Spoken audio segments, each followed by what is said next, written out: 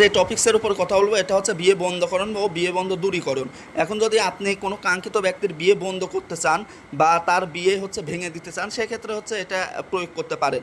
এটা প্রয়োগের ক্ষেত্রে অবশ্যই হচ্ছে এটা মাটির পাতিলার উপরে লিখতে হবে, আর এটা হচ্ছে কুমোরের বাড়ি গিয়ে ওই পাতিলাটা কিনতে হবে।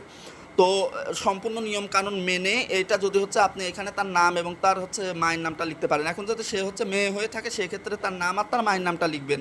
আর যদি পুরুষ হয়ে থাকে এক্ষেত্রে তার নাম এবং তার পিতার নামটা এখানে লিখতে হবে। এটা যদি সম্পূর্ণভাবে করতে পারেন ওই ব্যক্তির বিবাহ হচ্ছে বন্ধ হয়ে থাকবে। আপনি যতদিন ওই পাতিলাটা হচ্ছে বন্ধ করে রাখবেন বিবাহ অতদিন পর্যন্ত বন্ধ হয়ে থাকবে। আর যদি এমন সন্দেহ হয় যে কারুর বিবাহ বন্ধ করা রয়েছে বা আদৌ তার বিবাহ হচ্ছে না, সেক্ষেত্রে নিচের এই কাজটা করতে পারেন। এটা ফজরের নামাজের পরে হচ্ছে আপনি মেশকো জাফরান দিয়ে কাগজের উপরে লিখে তামার তাবিজে ব্যবহার করে এটা ডান হাতে ব্যবহার করলে যদি বিবাহ বন্ধ থাকে ওটা কেটে গিয়ে তার বিবাহ দ্রুত সম্পূর্ণ হয়ে যাবে এবং 11-12 দিনের মধ্যে তার বিবাহ বিভিন্ন জায়গা থেকে আসতে থাকবে ইনশাল্লাহ।